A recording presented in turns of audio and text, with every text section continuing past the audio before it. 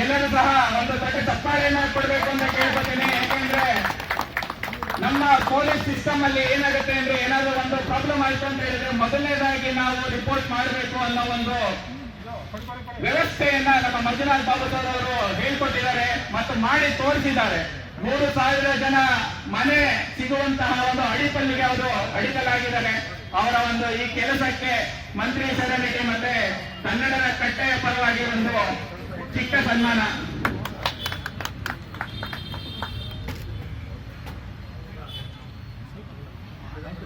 ದಯವಿಟ್ಟು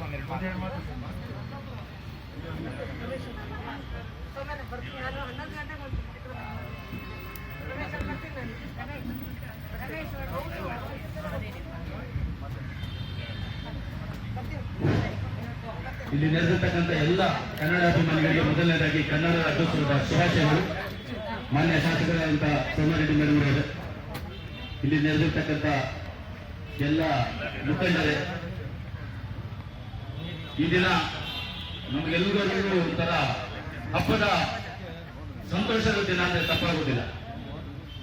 ನಾವೆಲ್ಲರೂ ಈ ಒಂದು ಜಾಗದಲ್ಲಿ ವೀರ ವನಿಕೆ ಒಬ್ಬವ ಸಮಿತಿಯಿಂದ ಕನ್ನಡ ಕಟ್ಟೆ ಎಂಬ ಒಂದು ಹಿರಿಯ ನಾಗರಿಕರಿಗೆ ಅನುಕೂಲ ಆಗಲಿ ಅನ್ನೋ ಕಾರಣಕ್ಕೋಸ್ಕರ ಒಂದು ವಿನೂತನವಾದ ಒಂದು ಕಾರ್ಯಕ್ರಮವನ್ನು ಇಲ್ಲಿ ಆಯೋಜನೆ ಮಾಡಿದ್ದೀವಿ. ಇದರಿಂದ ಹಿರಿಯ ನಾಗರಿಕ ಬಹಳಷ್ಟು ಜನ ಅನುಕೂಲ ಆಗುತ್ತೆ. ಜೊತೆಯಲ್ಲಿ ವಿಶೇಷತೆ ಏನಪ್ಪಾ ಅಂದ್ರೆ ಇಲ್ಲಿ ಬಂದಂತವರು ಪೇಪರ್ ಓದ್ಬೋದು, ಪುಸ್ತಕ ಓದ್ಬೋದು, ಮತ್ತೆ ಕುಡಿಯುವ ನೀರಿನ ವ್ಯವಸ್ಥೆ ಮಾಡಿದ್ದಾರೆ, ಫಸ್ಟ್ ಏಡ್ ವ್ಯವಸ್ಥೆ ಸಹ ಮಾಡಿದ್ದಾರೆ.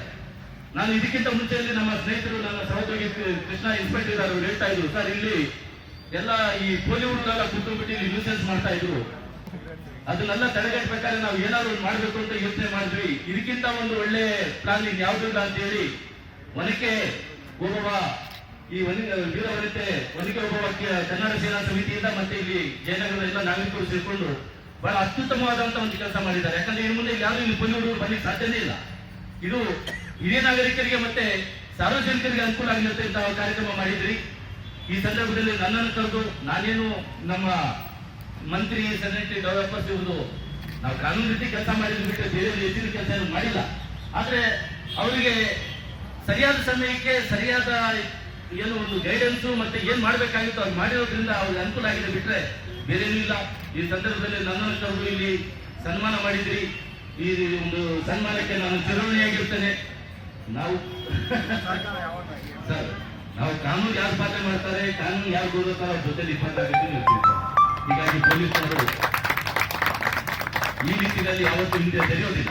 ಹೀಗಾಗಿ ತಮಗೆಲ್ಲರಿಗೂ ಮತ್ತೊಮ್ಮೆ ಕನ್ನಡ ರಾಜ್ಯೋತ್ಸವದ ಶುಭಾಶಯಗಳನ್ನು ಕೋರುತ್ತಾ ನನ್ನನ್ನು ಕರೆದು ಇಲ್ಲಿ ಮಾತಾಡಿ ಅವಕಾಶ ನೀಡಿದಂತಹ ಎಲ್ಲ ಪದಾಧಿಕಾರಿಗಳಿಗೆ ಧನ್ಯವಾದ ಹೇಳ್ತಾ, ಕರ್ನಾಟಕ ರಾಜ್ಯದ ಎಲ್ಲ ಬೆಂಗಳೂರು ನಾಗರಿಕರಿಗೆ ಕನ್ನಡ ರಾಜ್ಯೋತ್ಸವ ಮತ್ತೊಮ್ಮೆ ಶುಭಾಶಯ ಕೋರುತ್ತಾ ನನ್ನ ಮಾತನ್ನು ಮುಗಿಸ್ತೀನಿ. ಜೈ ಹಿಂದ್, ಜೈ ಕರ್ನಾಟಕ. Thank you.